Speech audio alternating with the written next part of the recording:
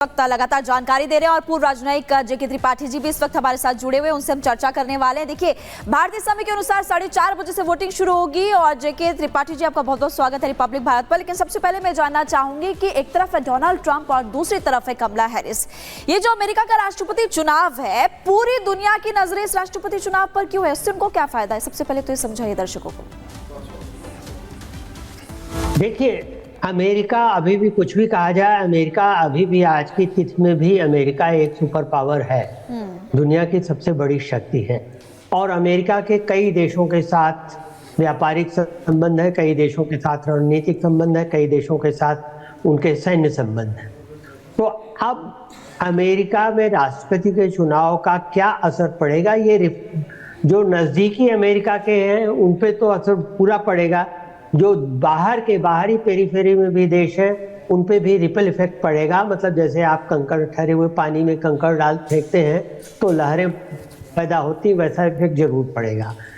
अब रही बात ये कि जहाँ फ्लैश पॉइंट्स हैं, यूक्रेन, रूस, इजराइल, हमास, लेबनान या ईरान, यहाँ क्या होगा? देखिए, रूस और यूक्रेन का युद्ध जो है ये 2-2.5 साल से चल रहा है और ट्रंप अगर ये कह रहे हैं कि वो युद्ध को रुकवा देंगे तो मुझे नहीं लगता कि वो सही बात कर पाए। हाँ, वो थोड़ा सा बड़बोलेपन में बयान दे रहे हैं। युद्ध का रुकवाना इतना आसान नहीं होगा, खासतौर से जब नाटो के और देश युद्ध जारी रखने के पक्ष में। लेकिन यहाँ एक सवाल जेके त्रिपाठी जी है कि जो भारतवंशी हैं उनका यहाँ पर जो उनकी जो सोच है, क्योंकि सभी लोग बयानों के जरिए या फिर अपने को उनके प्रति एक काफी संवेदनशील व्यक्ति और पार्टी के तौर पर स्थापित करना चाहते हैं। दोनों नेताओं को हमने देखा, तो भारतवंशी यहाँ कितने इंपॉर्टेंट हो जाते हैं, कितने महत्वपूर्ण हो जाते हैं वोट साइड से?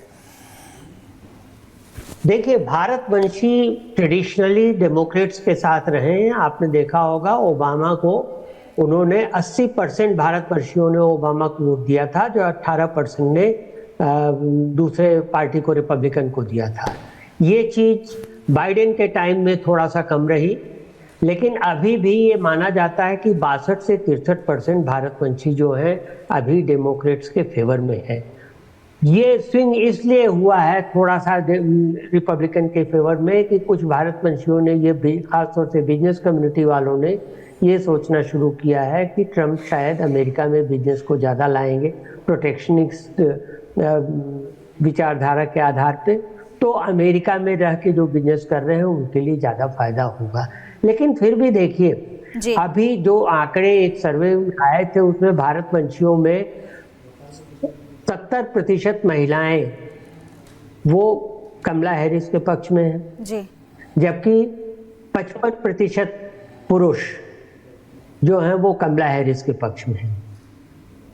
लेकिन ये देखिए कि इसमें जो लोग ज़्यादा पढ़े लिखे हैं, जो लोग बिजनेस में हैं, वो तो, जो लोग ज़्यादा पढ़े लिखे हैं वो तो कमला हैरिस की ओर से हैं, जो लोग कम पढ़े लिखे हैं वो शायद ट्रंप की ओर से होंगे।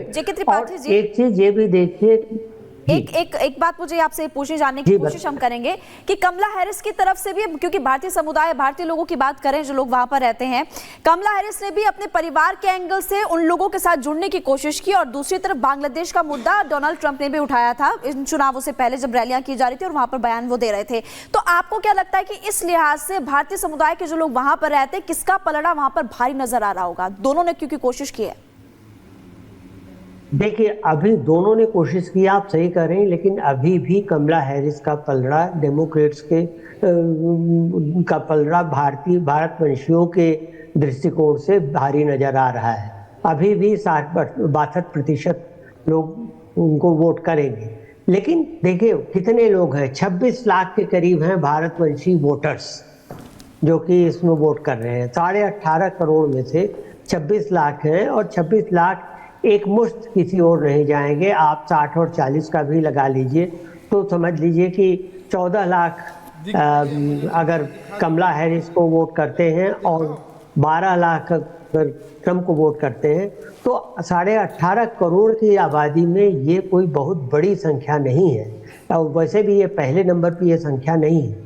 दूसरी चीज़ ये है कि अगर अमेरिकन आबादी की भी बात, अमेरिकन वोटर्स की बात करें तो ज़्यादातर अमेरिकन वोटर्स को इससे कोई फर्क नहीं पड़ता कि रूस में क्या हो रहा है, या यूक्रेन में क्या हो रहा है, या इजराइल में क्या हो रहा है, लेबनान में क्या हो रहा है। उनको ज़्यादातर अपनी डोमेस्टिक पॉलिसी का मतलब है कि इन्फ्लेशन ना हो, जो बेरोजगारी कम हो, ट्रेड हेल्थ केयर हो, और औरतों को जैसे अबॉर्शन राइट्स मिले, औरतों को रिप्रोडक्शन राइट्स मिले। ये चीजें जो हैं ये उनको ज्यादा मैटर करती हैं। जहां तक विदेश नीति की बात है, तो स्विंग स्टेट पर विशेष तौर पर नजर है, और कुल मिलाकर सीटों का आकलन कैसे होता है। जो स्विंग स्टेट्स की अगर हम बात कर रहे हैं, कुल 117 सीटों की बात कर रहे हैं, तो किस तरीके से इसे इस ग्राफिक्स के जरिए हम आपको समझाने की कोशिश कर रहे हैं कि कैसे इफेक्टिव होगा। जिन लहरों की बात पूर्व राजनयिक कर रहे थे, उन लहरों का इंपैक्ट क्या होगा, उसका पोलराइजेशन किस तरीके से होगा, और महिलाओं और पुरुषों का जो अनुपात है, जो वोटर्स का अनुपात है, इसे हम समझाने की कोशिश कर रहे हैं कि जो 15 सीटें मिशिगन की हैं, वहां पर क्या इंपैक्ट पड़ेगा। और कुल मिलाकर जो 7 नंबर्स हैं, ये सिर्फ नंबर्स नहीं है, बल्कि वो योगदान है जिसके आधार पर अमेरिका में एक नया चेहरा सामने आएगा, चाहे वो किसी भी पार्टी का हो। आमने सामने का युद्ध है, भारतवंशियों का सवाल है, उनके मूड और मिजाज का सवाल है, लेकिन सवाल है कि पेंसिल्वेनिया हो या फिर इसके अलावा जो राज्य हैं उनके बारे में बात कर रहे हैं, फ्लोरिडा हो जहां पर 10 सीटें हैं, तो ये वैसे स्विंग स्टेट्स हैं जहां कभी भी कुछ स्विंग हो सकता है। तो ये सवाल अपने आप में एक अहम है। तो ग्राफिक्स के जरिए हम आपको समझा रहे थे, लेकिन भारत को लेकर जो इंपैक्ट होने वाला है, जो तरंगे उठ रही है, उसका इंपैक्ट क्या आएगा, यह भी एक रिपोर्ट के जरिए हम आपको बताते हैं।